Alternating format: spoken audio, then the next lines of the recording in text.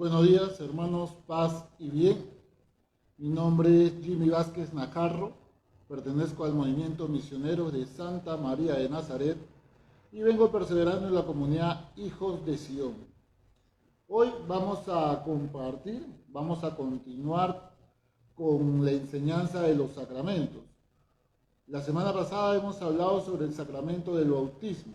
Hoy hablaremos sobre el sacramento de la confirmación. Y para esto, para iluminar esta enseñanza, vamos a leer Hechos de los Apóstoles, el capítulo 2, el versículo del 1 al 13. Dice la palabra del Señor. Cuando llegó el día de Pentecostés, estaban todos reunidos en un mismo lugar. De pronto vino del cielo un ruido, como el de una violenta ráfaga de viento, que llenó toda la casa donde estaban. Se desaparecieron unas lenguas como de fuego, las que separándose se fueron posando sobre cada uno de ellos, y quedaron llenos del Espíritu Santo, y se pusieron a hablar idiomas distintos en los cuales el Espíritu les concedía expresarse. Había en Jerusalén judíos piadosos, venidos de todas las naciones de la tierra. Al producirse aquel ruido, la gente se juntó y quedaron desconcertados, porque cada uno oía hablar a los apóstoles en su propia lengua. Asombrados y admirados decían: ¿no son galileos todos estos que están hablando? Entonces, ¿cómo cada uno de nosotros los oímos hablar en nuestro propio idioma? Entre nosotros hay partos, medos, elamitas, habitantes de Mesopotamia, Judea, Capadocia y del Ponto. Hay hombres provenientes de Asia, Frigia, Panfilia y Egipto, y de la parte de Libia, que limita con Cirene.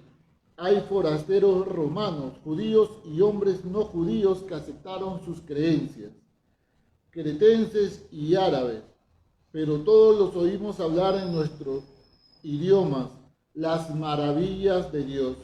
No se lo creían y se decían unos a otros: ¿qué significa esto?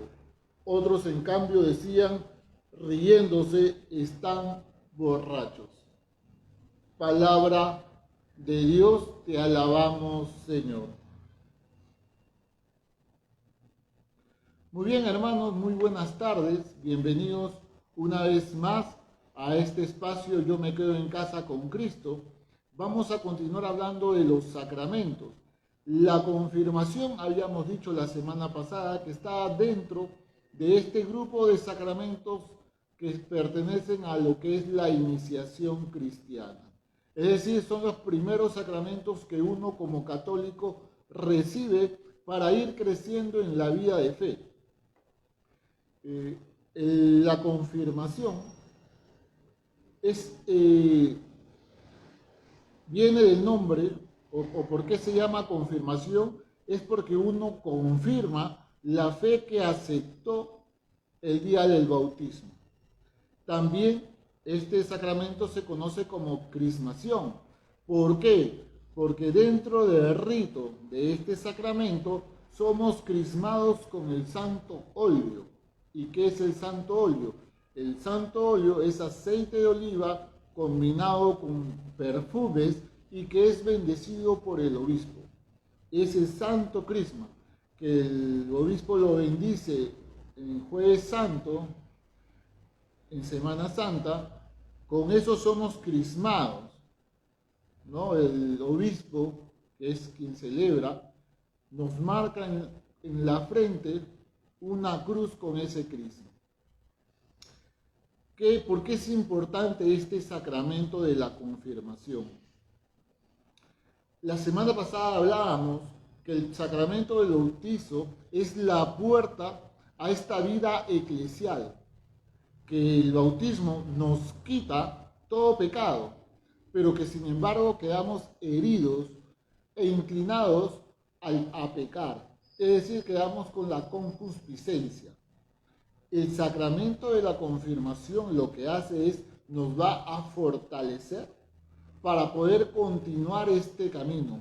Nos va a reafirmar en la fe que hemos abrazado. Es en la confirmación donde yo reafirmo lo que mis padres, cuando yo era pequeño, aceptaron la fe en la que fui bautizado. Ahora yo, ya de adolescente o de repente de adulto, reafirmo aceptar esa fe y vivir de acuerdo a la fe católica. Esa es la reafirmación. Y es Cristo que a través del Espíritu Santo quien derrama sus dones sobre nosotros para que nosotros podamos caminar en la iglesia y poder dar fruto abundante dentro de ella, en la misión a la cual tú y yo somos llamados como católicos, que es anunciar el Evangelio de Cristo a todo el mundo. Ese es el llamado, esa es la misión de la iglesia. Y esta reafirmación que tú y yo hacemos no solamente es de creer en Dios, sino de creer en la iglesia, de querer estar en la iglesia. Es todo lo que en algún momento dijimos que sí. Es por eso que dentro del rito de la confirmación, cuando se hace aquí en el lado de Occidente, ¿qué es lo que se hace? Generalmente se bautiza de pequeño a la persona y ya de adolescente esta persona hace su confirmación. Entonces, dentro de este rito, como estos dos sacramentos están separados, dentro del rito de la confirmación, lo primero que se hace es reafirmar las promesas bautismales, hacer la renuncia que hicimos cuando nos bautizaron, renunciar a Satanás, renunciar al pecado, y profesamos nuestra fe. Es decir, renovamos todo lo que en el bautismo hicimos. Y luego de eso, somos confirmados. ¿Quién celebra este sacramento? Lo celebra, ordinariamente lo celebra el obispo del lugar. El obispo está llamado a celebrar este sacramento de la confirmación. O en su defecto lo puede hacer también un presbítero. Cuando hablo de presbítero estoy hablando del sacerdote, ¿ya? Ustedes van a encontrar en los textos, en el canon, en muchos textos eclesiales que los llaman presbíteros, ¿ya? Son los sacerdotes. Entonces los sacerdotes o presbíteros son los llamados también a administrar este sacramento de la confirmación cuando le ha sido otorgado esa disposición por parte del obispo. De manera ordinaria, quien debería confirmar es el obispo. Sin embargo, bajo ciertos escenarios, el obispo puede autorizar a ciertos presbíteros a que puedan realizar también el sacramento de la confirmación. En caso de suma urgencia, en caso de muerte, o de, mejor dicho, no de muerte, sino en caso de que la persona esté grave y que necesita ser confirmada o desea ser confirmada, cualquier presbítero está llamado a poder administrar este sacramento. En caso de peligro de muerte, cualquier presbítero lo puede hacer. Así lo dice el canon del derecho canónico, ¿no? Así lo dice. Ahora, el obispo, por ser ministro ordinario, también tiene que velar para que dentro de su diócesis se reciba este sacramento. Es decir, aquí, por ejemplo, las costumbres latinas, se sabe o se tiene costumbre que en la etapa de adolescencia la persona pueda reafirmar su fe, ¿no? Pueda recibir este sacramento de la confirmación. Por tanto, el obispo tiene que llevar la batuta para que estas preparaciones se puedan realizar en las parroquias y estas personas puedan llevar una preparación antes de recibir el sacramento. ¿Cuán importante es esto? ¿Por qué es importante esto? El texto que nosotros hemos leído nos narra el momento de Pentecostés, el momento en que los apóstoles estaban encerrados, muertos de miedo, lógicamente, pensando que les iba a pasar lo mismo que a Jesús, es decir, que los iban a crucificar. Y en ese contexto que estaban reunidos, lo único que hacían era orar.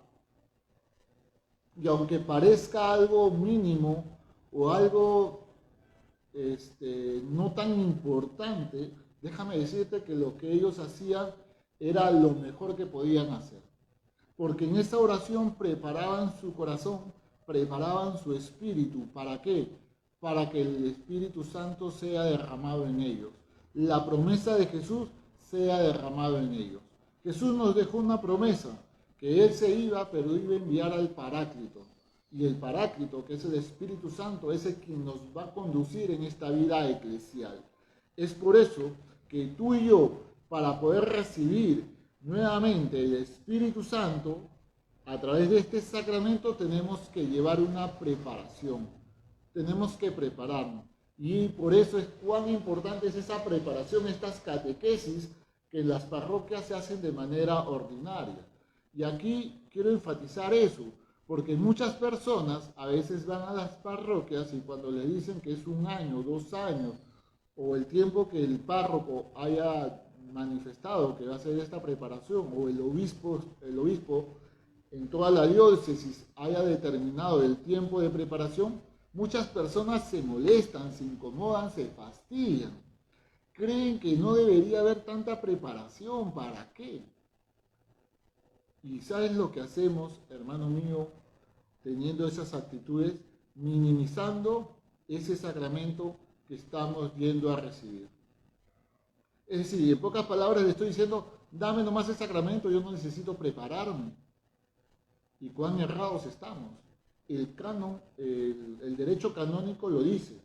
Cuando la persona va a recibir este sacramento, los padres, los pastores, tienen que velar por la preparación, ¿no? La preparación de esta persona para que llegue con claridad, para que sepa lo que va a recibir. Y es por eso que en muchas catequesis, a veces los catequistas con el párroco han tenido que de repente retirar a algunas personas porque dentro de su discernimiento han creído conveniente o han visto que esta persona no está preparada para poder recibir este sacramento. Y eso es válido. O sea, no es que el sacerdote les haya agarrado bronca a los chicos porque son muy traviesos, porque son muy alegres, porque el padre es muy renegón, entonces se molesta con todos, no le gusta que los chicos se rían. No. Cuando pasan estas situaciones, lógicamente uno tiene el derecho de poder conversar, hablar y que nos digan las razones. Pero si las razones son que la persona no está preparada, es válido que esta persona no reciba el sacramento. Toda persona que quiera recibir este sacramento tiene que estar completamente preparada, sabiendo lo que va a recibir. ¿Por qué? Porque como te digo, yo voy a reafirmar mi fe.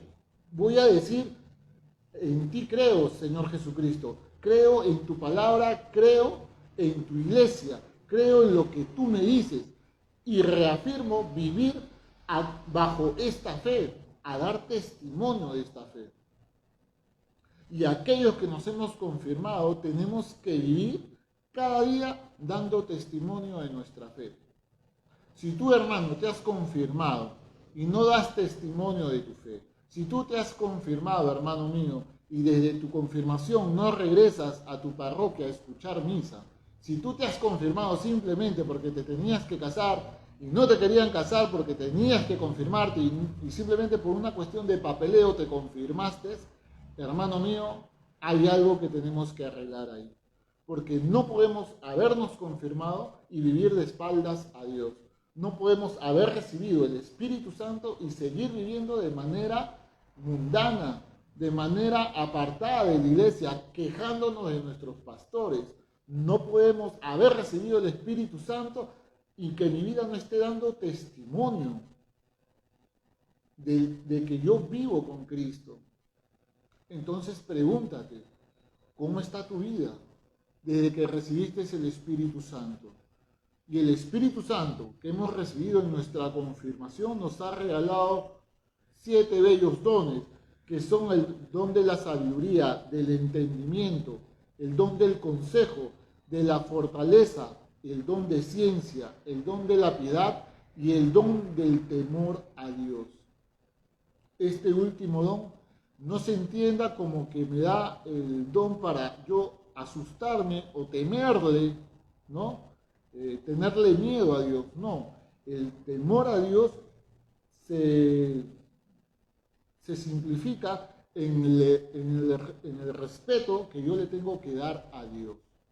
En el respeto que yo le tengo que dar a Dios. En la honra que tengo que darle a Dios. ¿Y cómo le doy honra? Con mi vida, con mis actos, con mis pensamientos, con mi forma de hablar. Y cada día tengo que buscar que estos 7 dones que yo he recibido por el Espíritu Santo crezcan en mí. Porque esos dones yo los he recibido en semilla. Y es a través de mi oración, a través de mi vida sacramental, a través del estudio de la palabra, a través de la escucha de la palabra, a través de la participación continua dentro de mi iglesia, es que esos dones van floreciendo y van dando fruto. Entonces pregúntate por qué los dones en tu vida tal vez no hayan dado fruto. Preguntémonos por qué no hay fruto en nuestra vida. Tal vez no estamos haciendo lo que nos corresponde hacer. Te lo explico de una manera sencilla. Es como que muchos de repente hemos salido del colegio y hemos querido ir a la universidad. Y ha sido nuestro anhelo querer ir a la universidad y nos hemos preparado, etc. Ingresamos a la universidad. El ingresar a la universidad no me garantiza que yo voy a ser un profesional. Porque yo puedo ingresar a la universidad y dentro de la universidad te puedes encontrar diversos tipos de estudiantes. Hay el estudiante muy aplicado, que entra, que tiene las cosas claras, que vive, ¿no?, conforme a sus proyectos, es decir, se esfuerza por estudiar, busca, investiga, analiza, etc. Se mete de lleno a su vida universitaria. Hay otros que están a media caña, como que quieren y no quieren, y hay otros que simplemente van a la universidad a hacer vida social. Es decir, de estos tres grupos de personas, solo los 2 primeros van a alcanzar tal vez el primero llega a ser profesional, el segundo puede llegar raspando, pero el tercero que va a hacer vida social difícilmente va a llegar a terminar y a completar lo que en un momento inició. ¿Qué te quiero decir con esto? Eso mismo pasa en la iglesia. Es decir, yo puedo haber recibido mi sacramento del bautismo, puedo haberme confirmado, de repente con convicción en ese momento, de repente me confirmé con toda la mancha en mi colegio, de repente me confirmé con mis amigos de barrio, me confirmé, viví mi retiro, fue bonito, al año siguiente me pusieron de catequista, todo fenomenal, pero poco a poco, por las cosas de la vida, me fui alejando, me fui apagando y después, si me conocieron en la parroquia, ya no me ven. Y solamente queda como un bonito recuerdo. Hermano mío, ¿tú crees que vas de esa manera a llegar a alcanzar la meta que es tu santidad? ¿Tú crees que viviendo apartado, viviendo alejado de Dios, no manifestando tu fe, no viviendo en la comunidad de la iglesia, ¿tú crees que vas a llegar a alcanzar la santidad? Piénsalo. Este sacramento de la confirmación nos reivindica, nos une más a la iglesia. Y es por eso que el ministro es el obispo, porque el obispo, como representante de Cristo, ¿no?, porque él viene de la sucesión de los apóstoles, el obispo, al administrar él mismo el sacramento, es un signo de que la iglesia está acogiendo a esta persona, a este católico, lo está acogiendo dentro de la iglesia. Y dentro del rito, el obispo crisma, ¿no?, crisma a la persona, le hace su cruz en su frente, En algunos ritos orientales, por ejemplo, hay un beso de paz. Y ese beso de paz es la filiación de la iglesia con esta persona. Es decir, hay una muestra de aceptación, hay una muestra de acogimiento, ¿no? Nosotros te acogemos como iglesia para que sigas en este camino. Aquí en la iglesia latina no se da un beso, pero el sacerdote pone las manos firmes en el confirmando. Y esa poner las manos firmes es decir, bienvenido, bienvenido a esta gran familia. Y no es que antes no lo estaba, sino que es una reivindicación. Bienvenido, porque ahora con los dones del Espíritu, pues estás más capacitado para poder salir a hacer la misión de la iglesia. Acuérdate que en Pentecostés los apóstoles estaban temblando de miedo, pero una vez que recibieron el Espíritu Santo, eso los impulsó a salir de ese lugar y a manifestar su fe en Jesucristo. Y dice la palabra que cuando manifestaron su fe, muchos creyeron y se convirtieron, y muchos fueron bautizados ese mismo día. Cristo necesita de ti y de mí para dar testimonio. Cristo necesita de ti y de mí para que muchos que están apartados vuelvan al redil, vuelvan al rebaño de Cristo. Ese es el sacramento de la confirmación. ¿Cuáles son los requisitos para poder recibir este sacramento? Primero, no haberlo recibido, obviamente. No se puede recibir 2 veces el sacramento de la confirmación. Y si por ahí hay alguna duda, no puede haber alguna duda que alguien no se recuerde, tenga una malísima memoria y no se recuerde si se confirmó, no se confirmó, etc. Bueno, para estas situaciones hay también algunas formas de darle solución. Entonces, si la persona menciona, y la persona que menciona que ya ha sido confirmada, es una persona seria, una persona probada, ¿no? Se acepta, ¿no? Es como una declaración jurada, no, yo he sido confirmado, y yo doy fe de eso, y la persona es una persona, como les digo, probada, una persona, se puede aceptar esa afirmación. Para recibir el sacramento de la confirmación, primero hay que haberse confesado también. Para recibir el sacramento yo me tengo que haberme confesado antes de. Y este sacramento muchas veces está enmarcado dentro de la Eucaristía. Entonces, muchas veces también en este rito latino se hace primero el bautismo, la comunión y por último la confirmación. Bueno, no por último, ¿no? Siguiendo la confirmación. Entonces, dentro de este rito, dentro de esta Eucaristía, ¿no? Se hace la renovación de las promesas bautismales, se hace la comunión y posteriormente se pasa a recibir el sacramento de la confirmación. Pero para todo esto yo debo haberme reconciliado con Dios, debo haber pedido perdón por mis pecados. Es por eso que ustedes, de repente padres o las personas que se han confirmado, han tenido que pasar por el confesionario. Y muchas veces también aquí es otro tema, ¿no? Que muchos no quieren confesarse, que también dicen que para qué, que si yo no he pecado, etc. Pero si se dan cuenta y si uno lee, todo tiene un porqué. Yo no puedo recibir en mi corazón al Espíritu de Dios. ¿Por qué? Porque el Espíritu de Dios va a ser de mi cuerpo, de mi alma, su templo. Y si este templo está impuro, ¿cómo algo santo va a venir a morar en mí? ¿Cómo algo santo va a venir a morar en mí? Es como que tú quieras comer en un plato sucio. No lo puedes hacer. Bueno, de poder lo puedes hacer, pero no es tan higiénico. Lo normal sería que laves el plato y te sirvas tu comida. Algo así pasa.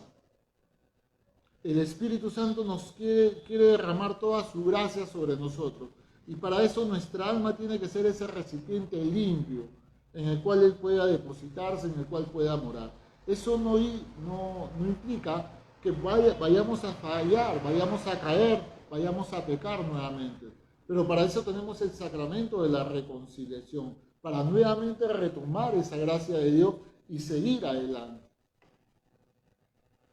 Es por eso que que uno de los dones del Espíritu Santo es la sabiduría. La sabiduría me hace entender mi humanidad, entender mi situación de pecador y con humildad volverme a acercar cada día al sacramento de la reconciliación. Entonces, ¿quiénes pueden recibir? Aquellos que nunca han recibido este sacramento, lo pueden recibir. Generalmente cuando las personas lo pueden recibir ya cuando tienen uso de razón, ¿no? Lo pueden recibir en edad de la pubertad, adolescentes y bueno, adultos muchas veces. Y cuando ya son adultos, generalmente, a veces cuando no han recibido el bautismo, muchas veces estos tres sacramentos, tanto el bautismo, la Eucaristía y la confirmación, se hacen en una sola celebración. En los ritos orientales, lo que se hace es bautizar y ahí nomás confirmar. Sin embargo, aquí en el rito latino es de manera distinta. No invalida el sacramento, simplemente son tradiciones. Ahora, ¿qué me dice de los padrinos? Porque también aquí se habla de los padrinos. El canon, el derecho canónico, ¿qué nos dice? Nos dice que la persona debe tener un padrino. ¿Para qué? Acá es importante para qué.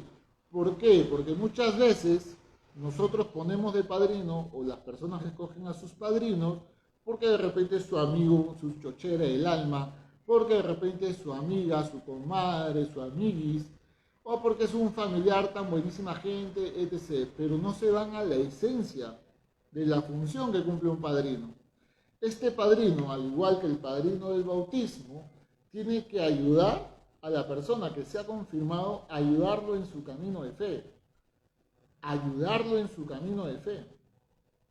Es por eso que el derecho canónico recomienda que pueda ser o que sea el mismo padrino o madrina del bautismo. El mismo padrino o madrina del bautismo. Y solamente pide una persona. Recordemos que el bautismo también puede ser o una persona o pueden ser dos. Así que si alguien solamente tiene una persona, no te preocupes, no te agites, puede ser solamente un padrino. ¿De acuerdo? Entonces, en el caso de la confirmación, el padrino cumple la función de velar por la vida espiritual del confirmando. ¿Y cuáles son los requisitos para ser padrino? Igual, que sea mayor de 16 años, que sea católico, que tenga sus sacramentos tanto del bautismo, primera comunión y confirmación, porque no puede guiar a alguien que no haya confirmado su fe. Y lógicamente, ese padrino o esa persona tiene que ser congruente con la fe católica. Es decir, tú tienes que ver a tu padrino o a tu madrina que se comporta como un verdadero católico y que tiene que cumplir las obligaciones que cumple un católico. Entonces, si tú ves a tu padrino que no va a misa, si tú ves a tu madrina que no ora, si tú ves a tus padrinos que se paran quejando del arzobispo, del cardenal, si tú ves a tus padrinos que de repente ya se cambiaron de religión o ahora se declaran ateos, pues bueno, ¿qué nos queda? Simplemente orar por ellos. Porque tampoco la condición del padrino invalida el sacramento, no lo hace. No lo hace. A las personas que puedan tener un padrino o padrinos así, lo único que nos queda es hacer oración por ellos.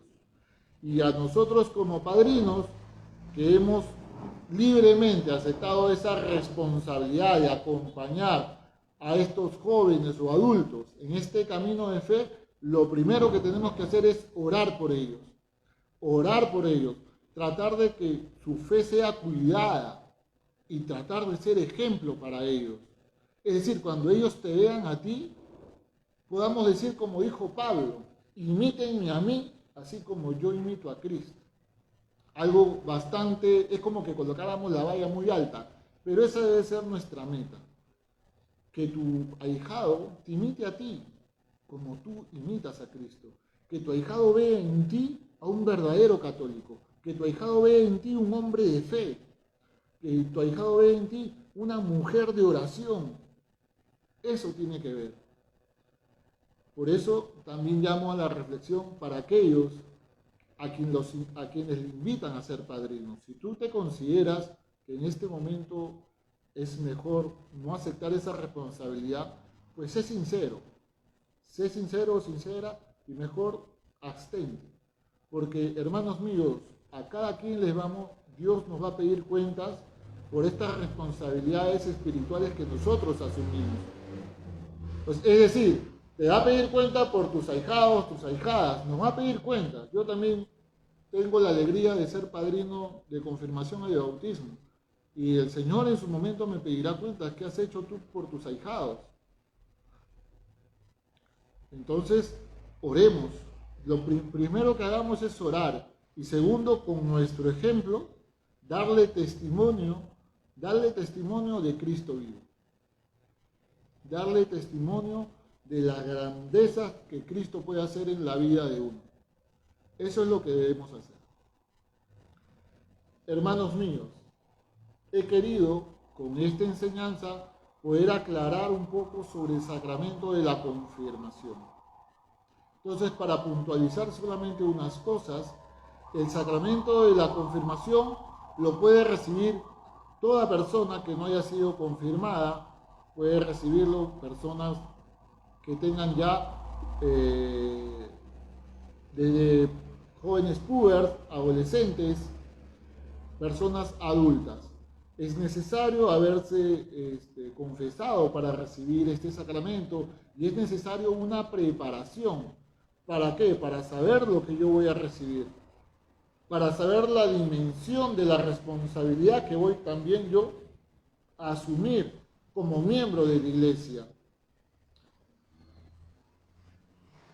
Pero este sacramento que me reafirma dentro de la iglesia y que derrama los dones del Espíritu sobre mí y que me va a dar la fortaleza para continuar mi camino de fe hacia la santidad, necesita de mí siempre una respuesta libre, ¿no? De poder caminar hacia Cristo. Una respuesta libre. Y todo va a depender de nosotros. Hermanos míos, la iglesia es una iglesia rica en enseñanza, rica en gracia, rica en doctrina. Busquemos esa riqueza, busquemos vivir siempre en comunidad, busquemos alimentarnos de conocer nuestra santa iglesia, porque uno no ama lo que no conoce. Y tú y yo, que hemos sido bautizados y hemos confirmado nuestra fe, y hemos sido crismados por el santo óleo, pues estamos llamados a ser testimonio de una iglesia viva y estamos llamados a ser testimonio del Cristo vivo. Vamos a pedirle a Dios que nos conceda esa gracia de poder ser testimonio a donde vayamos. En el nombre del Padre, del Hijo y del Espíritu Santo. Amén. Padre Santo, te queremos dar las gracias por esta enseñanza. Permítenos vivir plenamente nuestro sacramento de la confirmación, que podamos vivir plenamente los dones del Espíritu, que por tu gracia santificadora hagas crecer en nosotros estos 7 dones que hemos recibido y que podamos afianzarnos en la vida del Espíritu, que nuestra vida sea testimonio de tu amor, que podamos ser sal y luz en medio de este mundo que tanto necesita de ti, que podamos dar testimonio de lo que es ser un buen católico y que podamos arrastrar con nuestro ejemplo a muchas personas que se encuentran apartadas de ti. Santísima Madre María, sé tú nuestra compañera de camino, sé tú que interceda por nosotros y que por medio de tu intercesión el Espíritu Santo cada día derrame sobre nosotros las gracias necesarias para seguir caminando en esta vida de fe. Llévanos tú, Madre mía, de la mano hacia la presencia de tu Hijo amado. Dios te salve María, llena eres de gracia, el Señor es contigo. Bendita tú eres entre todas las mujeres y bendito es el fruto de tu vientre, Jesús. Santa María, Madre de Dios, ruega por nosotros pecadores, ahora y en la hora de nuestra muerte. Amén. En el nombre del Padre, del Hijo, del Espíritu Santo. Amén. Hermanos míos, muchas gracias por estar conectados, por haber visto esta enseñanza. Te invito a que lo puedas compartir con tus amistades, con tus familiares, y así podamos seguir aprendiendo y creciendo en este camino de fe. Quédense en la programación de Misioneros de Santa María de Nazaret. Ya vienen las alabanzas a nuestro Señor, viene después el Santo Rosario y vamos a estar transmitiendo una prédica a las 8 de la noche. Conmigo será hasta el día domingo. Paz y bien, que el Dios bendito te bendiga, hermano mío, y bendiga a tu familia. Hasta la próxima.